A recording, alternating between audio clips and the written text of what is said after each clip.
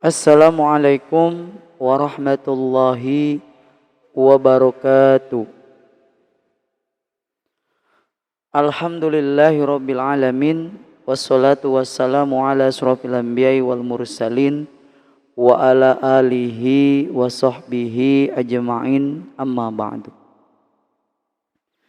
Allahumma salli ala sayyidina Muhammad wa ala alihi sayyidina Muhammad.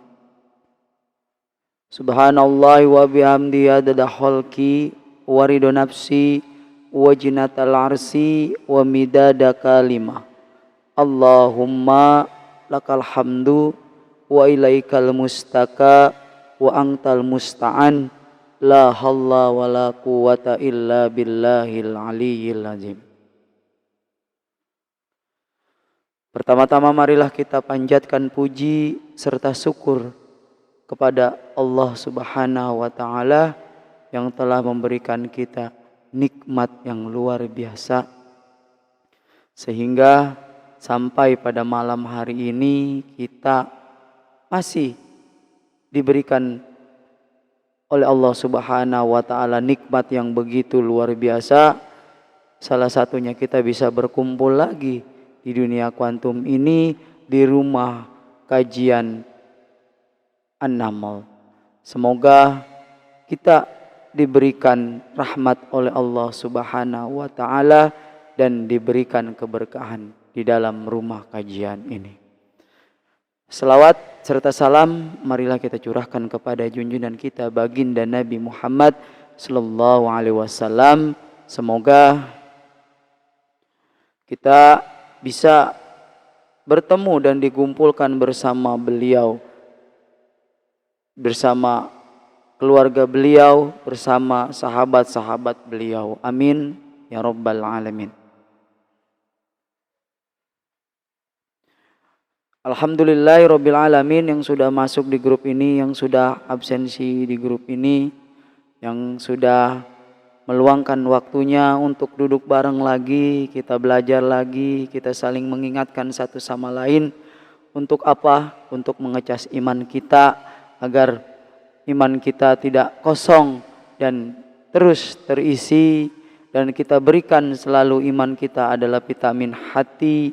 Agar apa? Agar semua yang kita lakukan bisa meningkatkan keimanan kita dan menjadikan hati atau kolbu kita bersih dari berbagai perisai-perisai yang ada di dalam diri kita. Dan semoga Allah Subhanahu wa Ta'ala memberikan kita kemuliaan, keberkahan, dan kecintaannya. Kita diberikan kecintaan kita kepada Allah Subhanahu wa Ta'ala dan kepada Nabi Muhammad sallallahu alaihi wasallam. Amin ya rabbal alamin. Sahabat surgaku yang dimuliakan Allah Subhanahu wa Ta'ala, alhamdulillah pada malam hari ini kita bisa belajar kembali dalam tema. Malam ini saya sebagai pemateri akan mengangkat tema meningkatkan spirit iman di tahun 2023. Terkadang kita masih trauma. Baru saja 2 tahun yang lalu pandemi telah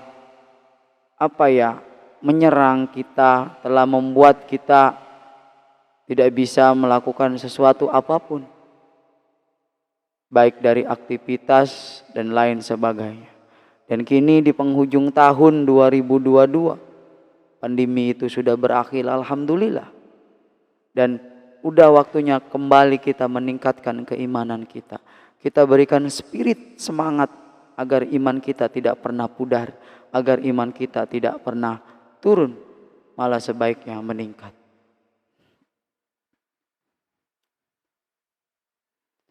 Banyak sekali huru-hara yang terjadi, yang karena kita percaya, karena sedikit sekali keimanan kita kepada Allah Subhanahu wa Ta'ala, tentang sedikit-sedikit kita selalu terhoak oleh berita-berita yang akan terjadi di tahun 2023. Sehingga dapat menurunkan keimanan kita, dapat menurunkan hati kita yang sedang gencar-gencarnya nih melakukan ibadah, tiba-tiba drop, tiba-tiba mendengar dan percaya kepada ramalan-ramalan atau apapun yang akan terjadi di 2023. Sehingga hati kita, keimanan kita menurun, bahkan terracuni, tertoksit oleh sesuatu informasi yang belum jelas sumbernya. Contoh, di tahun 2023 kita akan mengalami resesi, ya. Uang akan menaik uang akan langka, dan apa-apapun menjadi lebih tinggi nilainya. Maka kita perlu menyikapi hal-hal seperti itu. Dengan apa? Dengan kita terus berusaha mencari informasi agar kita tidak termakan informasi-informasi palsu atau yang bersifat hoax. Sehingga kita bisa mendapatkan informasi yang tepat. Dan bisa jadi untuk kita bisa meningkatkan keimanan kita. Di tahun 2023 yang akan datang, semoga sebentar lagi kita akan berganti tahun dari tahun 2022 ke 2003. Semoga nilai keimanan kita meningkat. Jangan seperti tahun-tahun sebelumnya. Kita bisa mengadakan perbandingan, pengukuran diri kita. Kenapa? Apakah iman kita menuju peningkatan atau malah sebaliknya menurun karena termakan informasi yang tidak penting, atau kita lalai dan terus berselancar di media sosial sehingga kita lupa untuk meningkatkan keimanan kita. Atau kita terlalu sibuk dengan urusan-urusan dunia kita sehingga ibadah untuk meningkatkan keimanan kita menjadi terbelakang. Coba kita renungkan kembali, persiapan apa yang sudah kita lakukan untuk menuju 2023, khususnya tentang ibadah kita, khususnya tentang keimanan kita yang ada di hati kita. Sudahkah ada perubahan? Apa hidup kita nggak mau berubah atau kita hanya seperti itu saja? Apakah ibadah kita tidak mau meningkat atau hanya di sini-sini saja? Itu lagi yang kita kerjakan tanpa tidak ada peningkatan ibadah. Sedangkan yang lain berlomba-lomba. Jangan sampai kita menjadi perlombaan dalam mengejar dunia. Padahal Allah sudah jamin di Al-Quran. Ya, jadi jika kau mengutamakan akhiratmu, maka akan kuberikan dunia. Tetapi jika kau mengutamakan duniamu, maka sesungguhnya akhirat tidak akan kamu dapatkan. Kita tinggal memilih yang mana. Apa mau menuju dunia atau kita menuju akhirat dengan meningkatkan keimanan kita dan ketakwaan kita kepada Allah Subhanahu wa taala. Jadi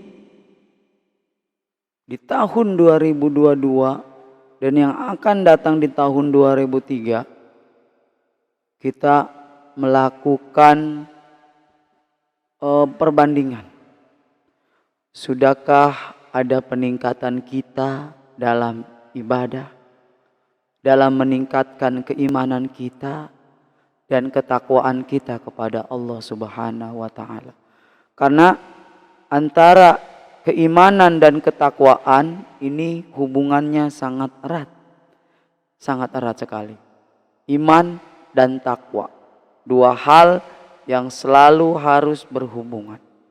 Kalau dia punya iman tapi tidak takwa, berat sebelah. Maka dari itu, alhamdulillah dengan hadirnya grup rumah kajian Anamel ini semoga bisa menjadi tempat, wadah, wasilah untuk kita bisa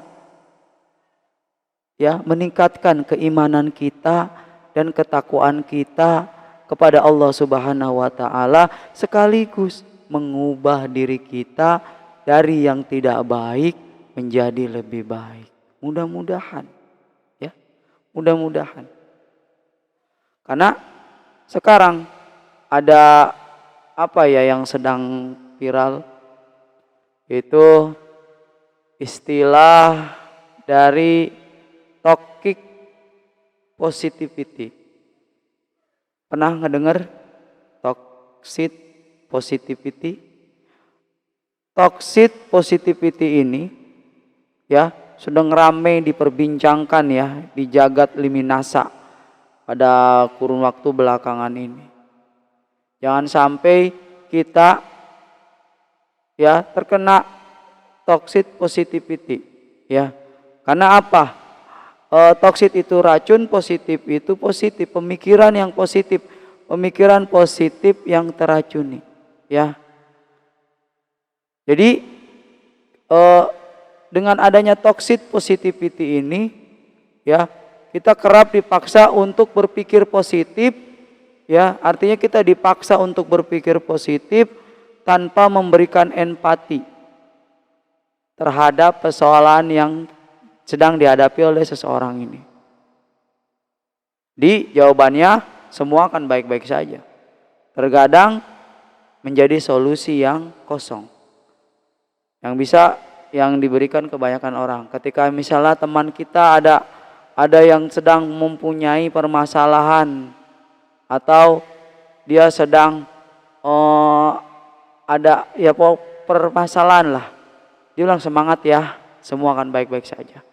Memberikan semangat ya, semua akan baik-baik saja, itu toxic positivity, meskipun sifatnya positif tapi racun. Tanpa memberikan berpikir positif tapi tanpa memberikan empati. Atau stop berpikir negatif, kamu pasti bisa, ayo semangat, jangan menyerah, ayo. Atau kalimat-kalimat jangan sedih melulu, nggak baik. Kok stresi, semangat dong, semangat yang menghadapi hidup. Dia memberikan toxic positivity tapi dia tidak memberikan empati. Ini nih yang disebut toxic positivity ya. Ya. Anggapannya benar meski tak sepenuhnya ya. Pada waktu tertentu berpikir positif bisa merubah menjadi racun. Nah, apakah pertanyaan saya, apakah kita pernah seperti itu? Ya, hati-hati. Terus bagaimana supaya kita tidak menyebarkan toxic positivity ya? Dengan apa? Ya mungkin ketika teman, sahabat, saudara sedang berada di puncak permasalahan ya, dia bercerita, biarkan dia bercerita dulu. Wajar kok kalau kamu kecewa. Pasti kamu merasa berat banget kan menjalaninya seperti itu. Pasti berat menjalaninya. Bagaimana seandainya itu ada di posisi saya? Ya, atau ada lain, wajar kadang merasa patah semangat itu ya, dibandingkan kita kata menyemangat yang justru malah membuat seorang menjadi patah semangat ya, seperti yang tadi.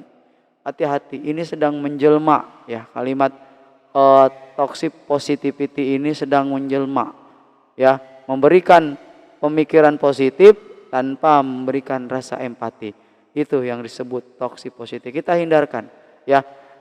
Untuk di tahun-tahun yang akan datang, di tahun baru, di 2003, hati-hati. Jangan sampai ya kita memberikan sesuatu yang menyuruh orang untuk berpikir positif, tapi tidak memberikan empati atas permasalahan yang dihadapi.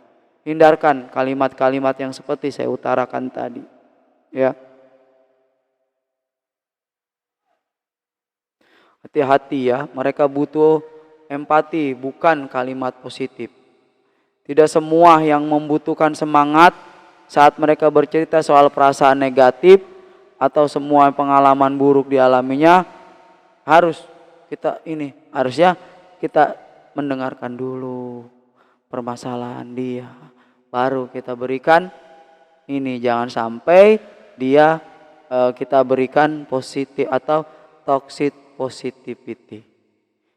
Itu ya, hati-hati sahabat-sahabat surgaku.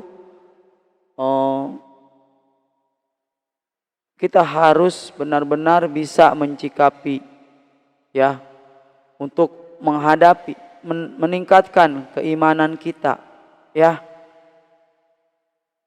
Kemudian iman itu sendiri apa sih? Kita udah tahu belum tentang definisi atau pengertian dari iman? Iman itu secara bahasa artinya percaya, atau kita sebut dengan al-tasdik, ya, al-tasdik, percaya. Tapi secara istilah iman itu percaya dalam hati atau al-tasdik bi al-qalb, atau diungkapkan dengan lisan al-takril bil al-lisan, dan diaplikasikan dalam perbuatan nyata al-amal bil al-arkan. Jadi itu adalah definisi dari iman. Kemudian apa hakikat iman? Hakikat dari iman yaitu syarat diterimanya amal perbuatan di hadapan Allah.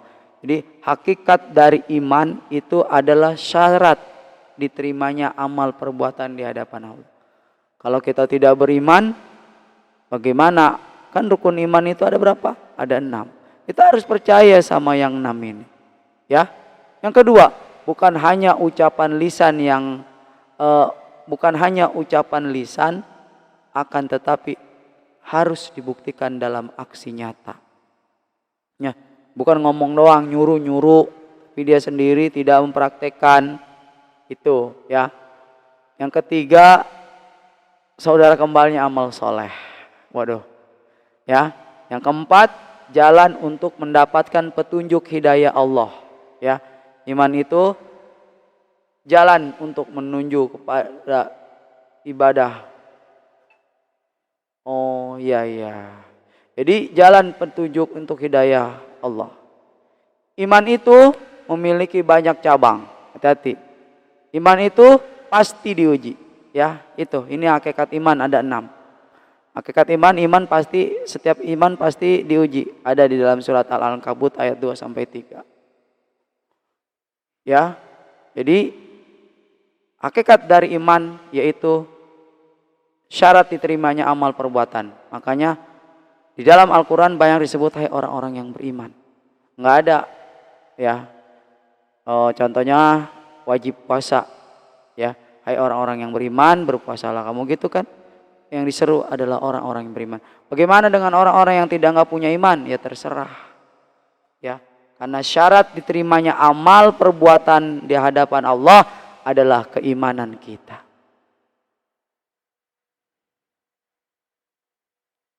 Yang ketujuh, iman itu pemberian Tuhan bagi yang berbahagia. Al-An'am ayat 100. Jadi iman itu adalah pemberian Allah. Maka ketika kita mendapatkan keimanan itu, ketika kita iman, maka harus kita jaga dengan baik. Iman itu bertambah dan bisa berkurang. Nah, ini di Al-Anfal ayat 2 ada. Jadi ini adanya rumah kajian ini adalah salah satu fungsinya untuk meningkatkan keimanan kita, menambah, saling menasehati, meningkatkan spirit keimanan kita yang tadinya belum meningkat di tahun ini. Mudah-mudahan di tahun 2023 keimanan kita meningkat. Kita tingkatkan keimanan kita. Kita lebih mendekatkan diri kepada Allah Subhanahu wa taala agar apa? Agar kita bisa memperbaiki diri menjadi manusia yang lebih baik lagi. Spirit untuk meningkatkan keimanan kita apa saja? Yang pertama yaitu akrab dengan Al-Quran. Sudahkah kita akrab dengan Al-Quran? Seberapa seringkah kita membukanya satu hari? Seberapa seringkah kita membacanya dalam satu hari? Atau jangan-jangan sehari cuman sekali? atau bahkan tidak pernah karena kesibukan kita. Begitu kerja, ruang kerja yang begitu banyak dan padat sehingga kita tidak bisa menyempatkan waktu untuk membaca Al-Quran. Kalau kita sudah dekat dengan Al-Quran, maka jangankan satu hari, setiap sholat fardu pun dia pasti membacanya karena kerinduannya kepada membaca Al-Quran. Terkadang kita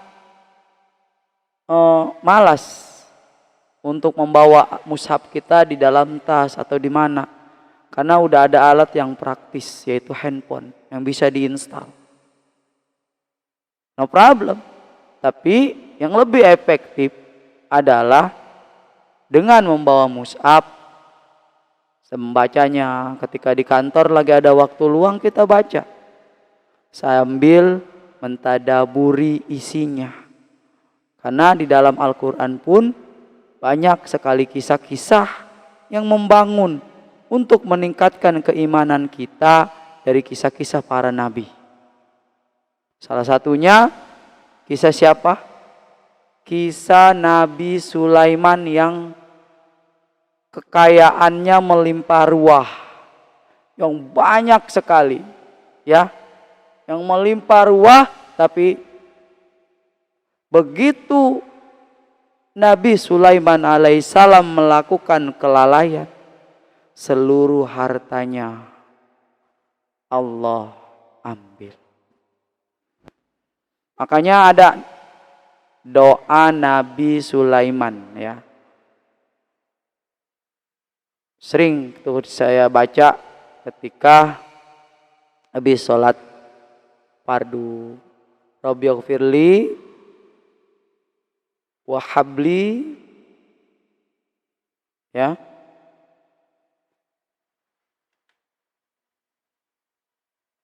Ada yang hafal doanya Nabi Sulaiman? Rabbighfirli wa habli mulka la yanbaghi li ahadi min ba'di innaka antal wahhab. Itu doanya. Doa itu dibaca oleh Nabi Sulaiman ketika dia sedang seluruh kekayaannya diambil oleh Allah Subhanahu wa taala. Jadi Nabi Sulaiman itu pada suatu hari kekuasaannya dan kekayaannya diambil itu karena perbuatan kelalaiannya. Bahkan kisah ini pun diabadikan di dalam surat Shad ayat 31 sampai 35 yang menyebutkan bahwa Nabi Sulaiman itu terlena dengan pesona kuda-kuda yang dimilikinya hingga ia lalai berzikir di waktu asar. Jadi Nabi Sulaiman ini terlena dengan kekayaannya, yaitu berupa kuda. Kuda-kudanya itu yang luar biasa. Wah, pokoknya kalau sekarang kalau bisa dinilai dengan ini mungkin Lamborghini. Jadi seorang tuan yang mempunyai Lamborghini yang luar biasa banyaknya. Seperti itulah. Dengan alasan tersebut Nabi Sulaiman ini lalai berzikir kepada Allah Subhanahu wa taala di waktu asar. Ketika dipertunjukkan kepada Nabi Sulaiman sore hari antara waktu asar dan maghrib, sebagian kekayaannya itu kuda-kuda yang indah, yang jinak tadi dan yang mempesona. Ketika berhenti sambil mengangkat salah satu kakinya dan cepat-cepat berlari, ya. Sedemikian mempesonanya kuda tersebut sehingga Nabi Sulaiman lupa berzikir, ya. Kemudian diberikanlah ujian oleh Allah Subhanahu wa taala. Tadi ada syarat, ya. Hakikat dari iman adalah diuji. Diuji oleh Allah berupa apa? Berupa sakit keras yang menghilangkan kekuatannya, artinya lumpuh. Jadi Nabi Sulaiman dibuat lumpuh oleh Allah Subhanahu wa taala. Sesungguhnya kami benar-benar telah menguji Nabi Sulaiman dan kami meletakkannya di atas kursinya sebagai tubuh yang lemah karena sakit. Dan apa yang terjadi? Nabi Sulaiman memanjatkan doa kepada Allah, ya, yang tadi saya utarakan itu doanya. Dan Nabi Sulaiman berdoa kepada Allah Subhanahu wa ta'ala. Ya Rabb, apa artinya? Doa Nabi Sulaiman itu,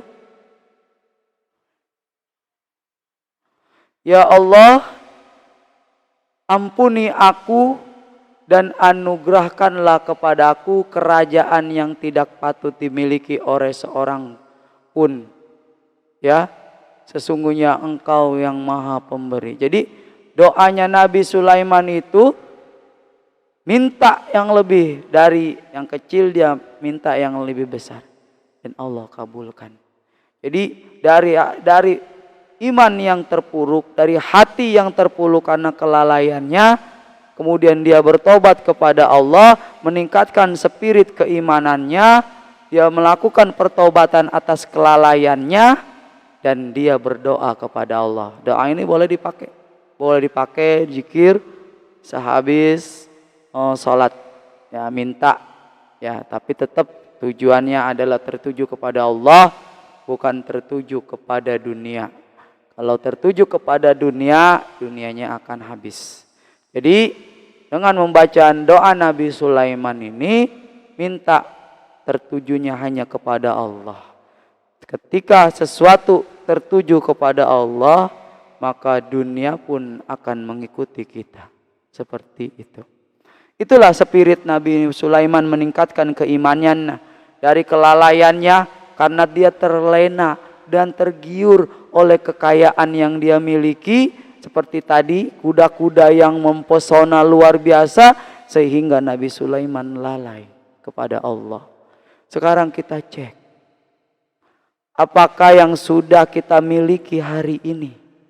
Apakah yang sudah kita punya, yang sudah Allah berikan hari ini? Kita lalai kepada Allah.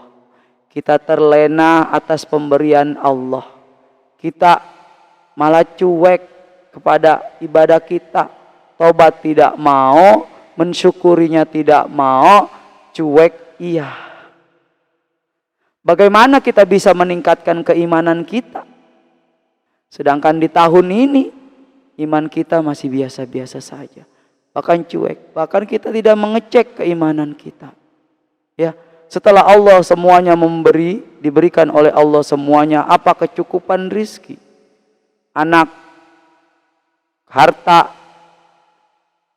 sepeda, mobil, motor, dia punya semua. Lalu menurunkan ibadahnya kepada Allah. Dia lalai, dia malah sibuk dengan urusannya, karena semakin dia diketahui orang, semakin dia tenar, semakin sibuk dia, jam terbangnya tinggi, membuatnya dia lalai, lupa ibadah. Yang tadinya menjadi orang-orang yang tepat waktu, kini menjadi orang-orang yang lalai untuk ibadah. Yang tadinya rajin sedekah, kini berkurang karena kesibukan dia. Yang membuat kesibukan dia adalah diri dianya sendiri. Ya.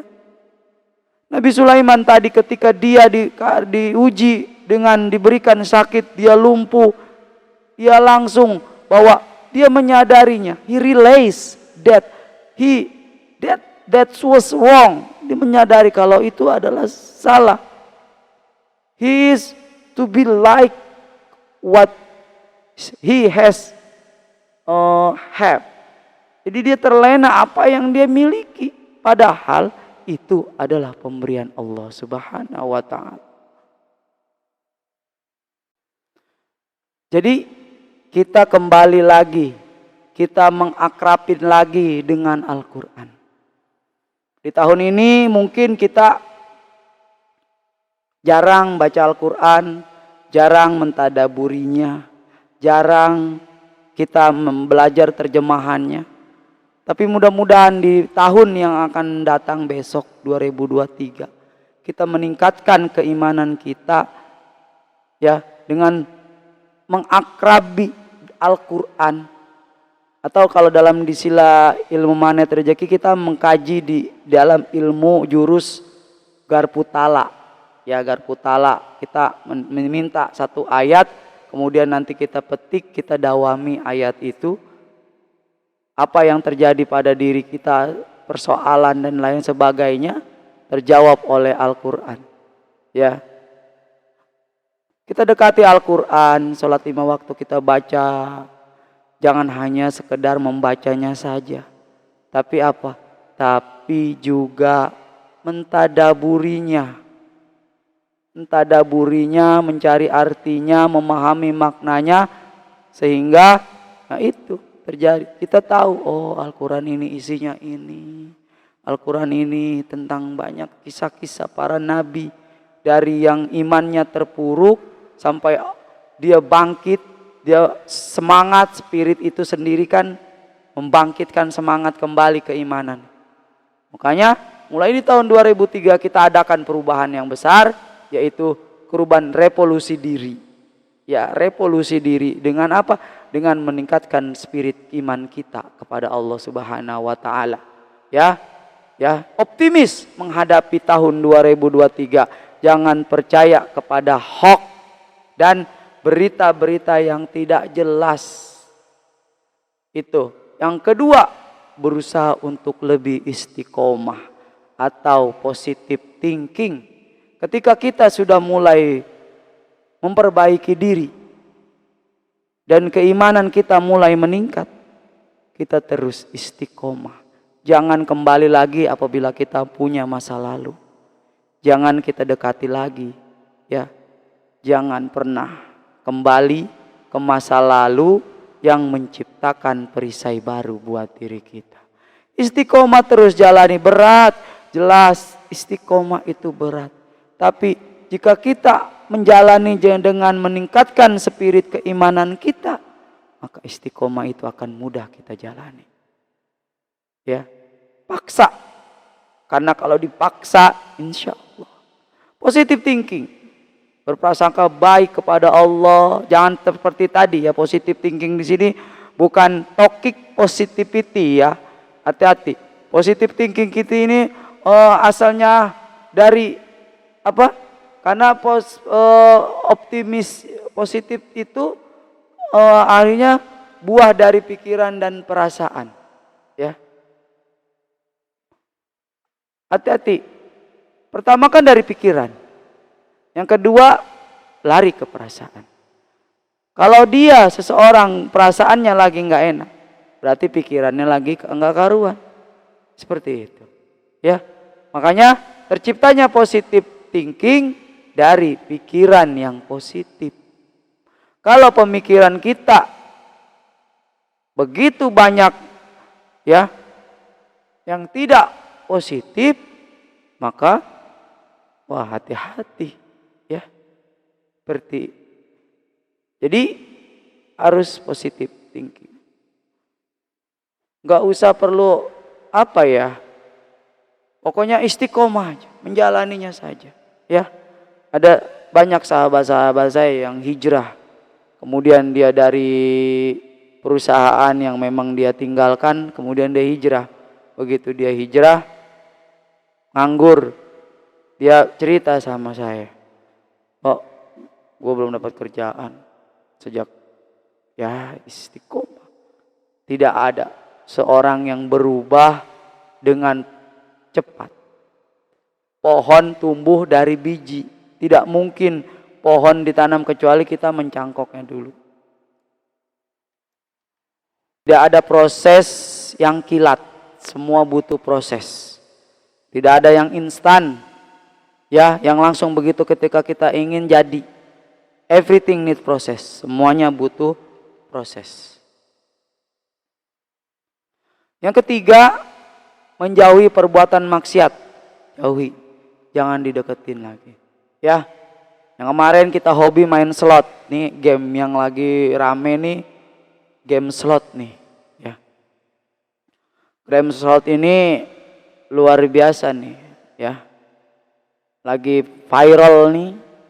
Anak-anak muda bahkan orang-orang dewasa juga hobi banget karena menjanjikan. Ya, saya pernah lihat itu permainan, kita masang sekian, dapatnya luar biasa. Saya bilang, ambak, apa manfaatnya bagi kita? Apa permainan itu? Hanya menghabiskan dan membuang waktu. Kita hindari perbuatan-perbuatan itu. Nih bagi yang masih hobi-hobi main slot, ya, lakukan pertobatan. Ya, jangan sampai di tahun ini kita belum melakukan pertobatan dan kita masih begitu-gitu saja, ibadah kita masih biasa-biasa saja. Nabi Muhammad Shallallahu Alaihi Wasallam yang sudah dijamin masuk surga aja masih ibadah. Kita yang belum dijamin akhirat kita terlalu sombong. Ya. Kematian itu tidak menunggu kita punya bekal atau tidak. Kematian itu tidak muda, tidak tua. Ketika waktunya dipanggil, mau apa kita? Tidak ada istilah udah belum siap, istilah sudah siap. Kita siapkan. Jangan sampai ketidaksiapan kita mendahului. Karena kita masih terlena. Ada kan kisahnya? Seorang pemuda, pemabuk, ahli zina dan lain sebagainya, ketemu kiai di jalan. Wahai anak muda, tidakkah engkau takut kepada Allah Subhanahu wa taala? Kiai, aku ini masih muda, umurku masih panjang. Aku bisa bertobat ketika tua kelak. Dia bilang gitu. Apa yang terjadi? Beberapa hari kemudian si pria pemuda ini meninggal. Ya, jangan pernah sombong dengan apa yang kita, kalau belum siap, persiapkan. Ya, hati-hati. Menjauhi perbuatan maksiat. Jangan sampai kaki kita melangkah ke tempat maksiat. Kemudian kalau ketahuan aja deh, kita lagi di warung dugem, ketahuan, ini malu kan? Bagaimana Allah yang mengawasi setiap detik kita. Makanya jangan sampai perbuatan maksiat yang pernah kita kerjakan dan kita tinggalkan, jangan pernah kembali lagi. Ya, cukup mengingat ya bahwa kita harus berubah untuk menjadi manusia yang lebih baik lagi, yang melakukan pertobatan atas kemaksiatan-kemaksiatan yang kita pernah lakukan dulu. Ini meningkatkan spirit keimanan kita. Jauhkan semangat yang luar biasa, ya. Tidak gampang memang, ya. Meningkatkan keimanan itu tidak gampang dan tidak mudah. Tidak mudah. Ya, harus penuh dengan keyakinan kepada Allah Subhanahu wa taala. Ya, harus penuh dengan keyakinan. Ya, karena optimis, ya, optimis, penuh keyakinan. Optimism, kata guru saya, optimism itu adalah percaya Allah, percaya diri. Yakin Allah bersama kita, percaya sama Allah. Yakin kepada diri kita mau berubah menjadi manusia yang lebih baik lagi. Jangan sampai kita menjadi manusia yang begitu-begitu saja. Ibadahnya kurang, ya, tapi kemaksiatannya ditingkatkan. Bagaimana kita bisa meningkatkan keimanan kita kepada Allah Subhanahu wa taala kalau modelnya saja seperti itu?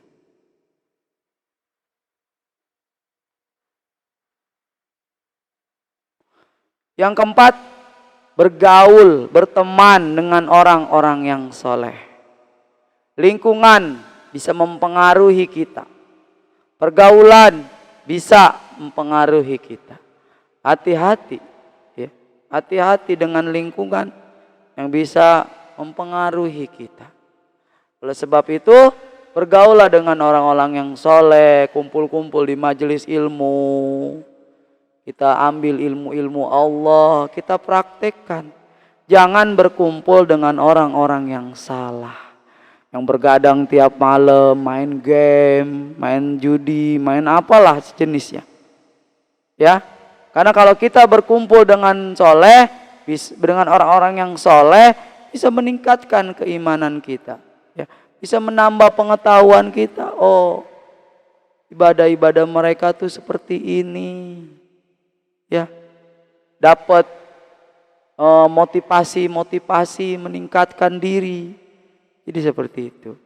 Ya, berteman dengan orang-orang yang soleh, orang-orang yang ibadah. Ya, kalau sahabat kita belum soleh, kita kasih tahu seperti itu. Yang kelima yaitu adalah menjaga lisan. Tahu kalau dalam jurus ilmu magnet rezeki itu disiplin kata. Menjaga lisan dari ucapan-ucapan yang buruk. Menjaga lisan dari ucapan-ucapan yang tidak enak didengar. Agar hati apa? Kalau pikiran tenang, perasaan juga tenang. Ketika semuanya sudah tenang, positive thinking, yang keluar adalah kata-kata yang baik. Apa dalam bahasa Arabnya? Kalimatun thayyibah. Keluar kata-kata yang baik, kalimatun thayyibah. Ketika ada kisah Nabi Musa. Ketika Nabi Musa terdesak di pinggir pantai. Karena apa? Karena kejaran dari tentaranya Fir'aun. Nabi Musa sudah terdesak. Apa kata para prajurit? Musa, bagaimana ini, kita sudah terdesak. Sedangkan di sana adalah air laut.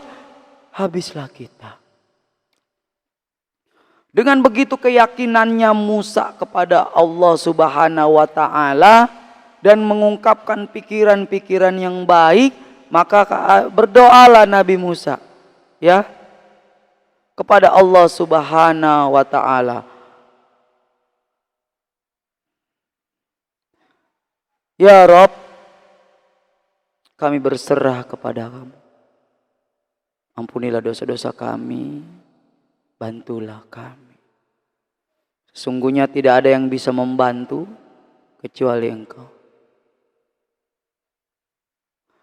Allahumma lakal hamdu wa ilaikal mustaka wa antal musta'an. La halla wa la quwata illa billahil aliyyil azim. Kemudian doa Nabi Musa diijabah. Wahai Musa, ketuklah air laut itu dengan tongkatmu. Maka seketika itu air tongkatnya mengetuk air laut itu dan terbelahlah lautan itu. Kalimat-kalimat yang baik, doa-doa yang baik yang dipanjatkan Nabi Musa kepada Allah Subhanahu wa Ta'ala yang membuat hatinya tenang dan tidak, oh iya bagaimana nih, waduh mana kita udah mau terkejar-kejar, mana ada laut. Tidak dilakukan seperti itu Nabi Musa ketika dikejar oleh tentaranya Fir'aun. Dia bersikap tenang, pemikirannya tenang, bahwa apa? Di hatinya Allah akan membantunya. Itulah ketika kita mengenal Allah. Jadi ketika Allah bukan hanya ada di hati kita, tapi kita mengenal seutuhnya Allah. Bahwa kita yakin, ya, kita optimis, jangan pesimis. Memang kaumnya memberikan kata-kata yang optimis, yang pesimis. Musa, bagaimana ini? Kita sudah terjebak. Sedangkan di sana ada laut. Dan Nabi Musa tidak panik. Nabi Musa langsung tertuju kepada Allah.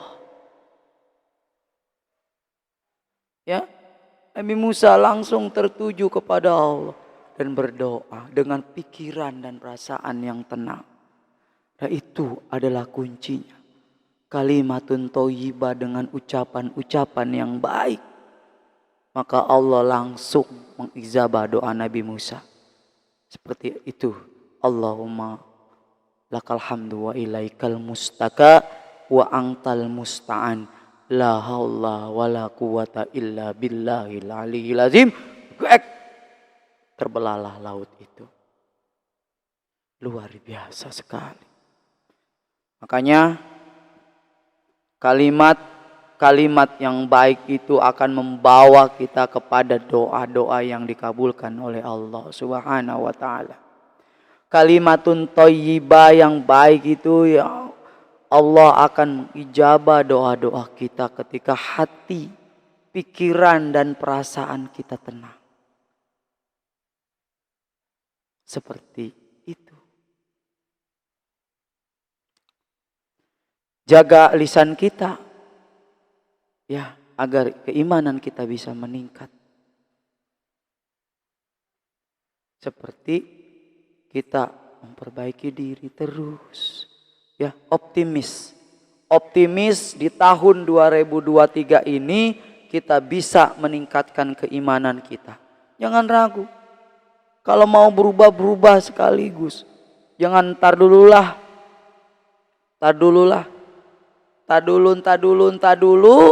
Allah uji. Karena yang namanya keimanan itu pasti diuji. Tidak ada yang tidak diuji. Seberapa kuatkah dia? Ya, paradox of candy. Ya, paradox of candy yang Allah berikan ini, pembungkus permennya ini, kuat nggak dia menghadapi ini?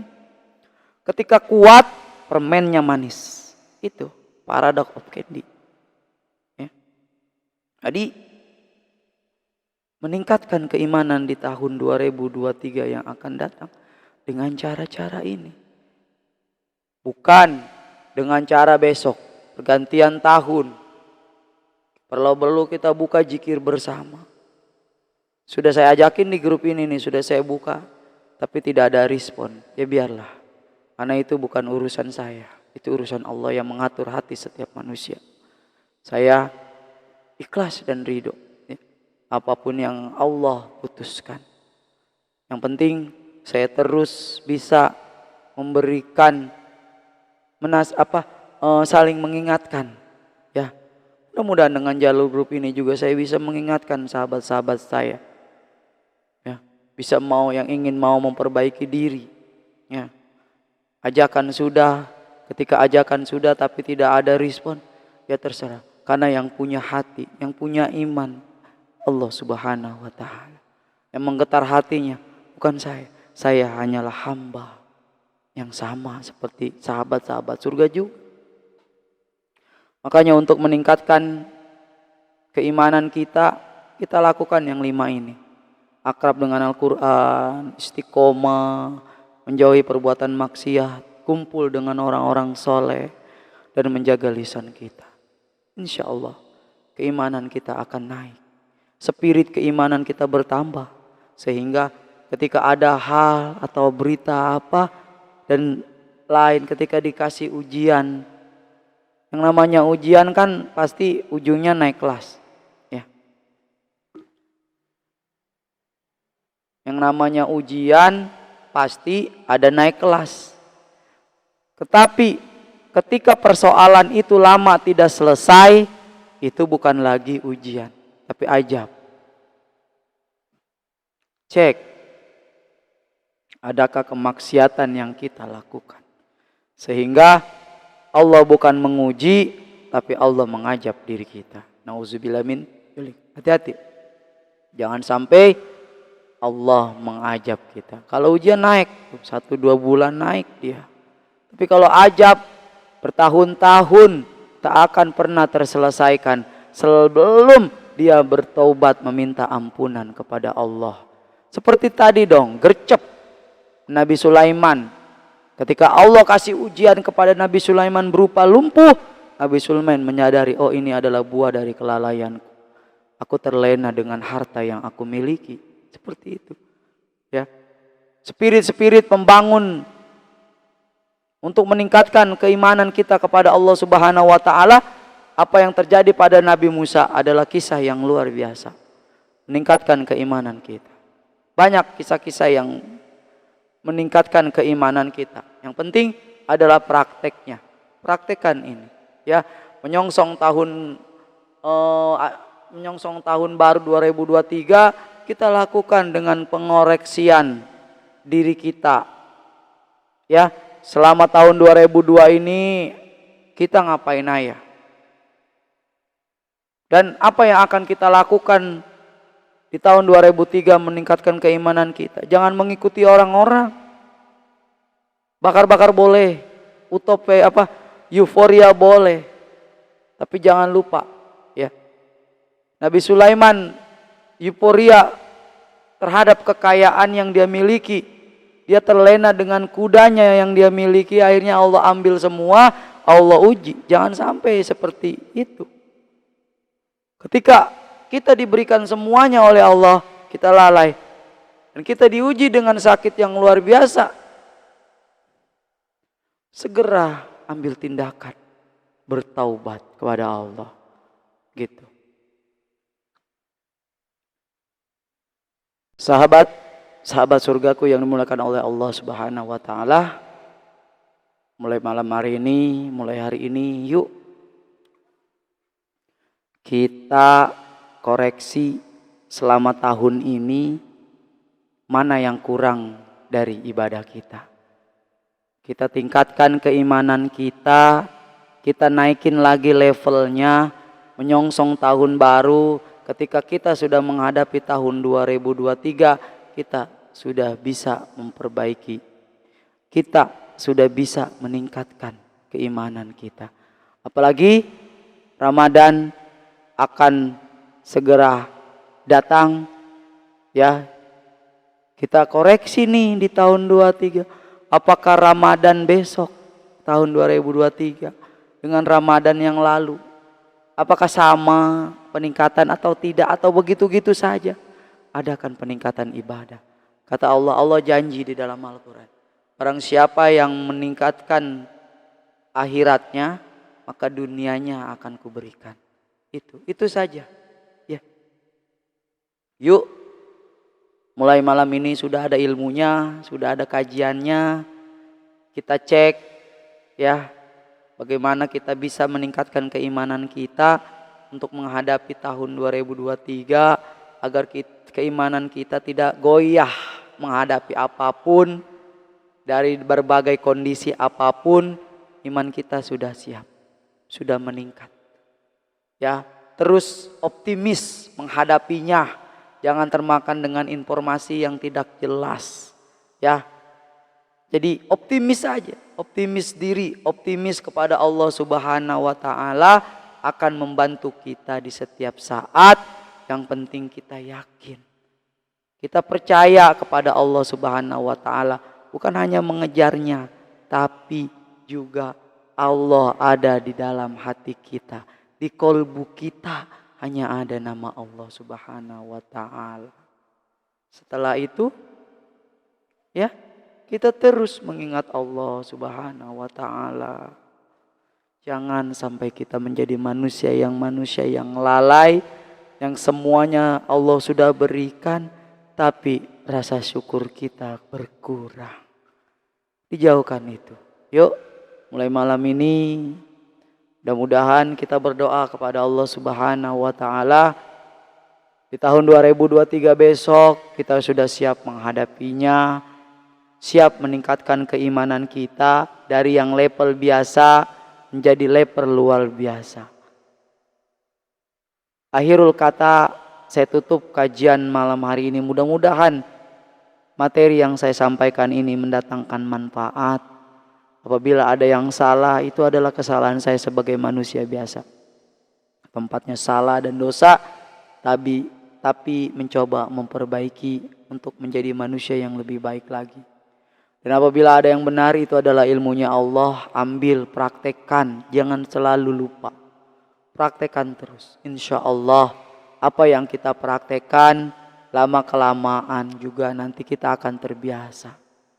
Jangan terlalu disibukkan oleh urusan-urusan dunia yang tujuan akhirnya adalah kosong. Ketika kita tertuju kepada dunia, maka akhirat pun kita tidak dapatkan. Tetapi ketika kita menuju pada akhirat, tertuju kepada Allah Subhanahu wa taala, maka dunianya Allah akan berikan. Saya tutup kajian malam hari ini. Assalamualaikum warahmatullahi wabarakatuh.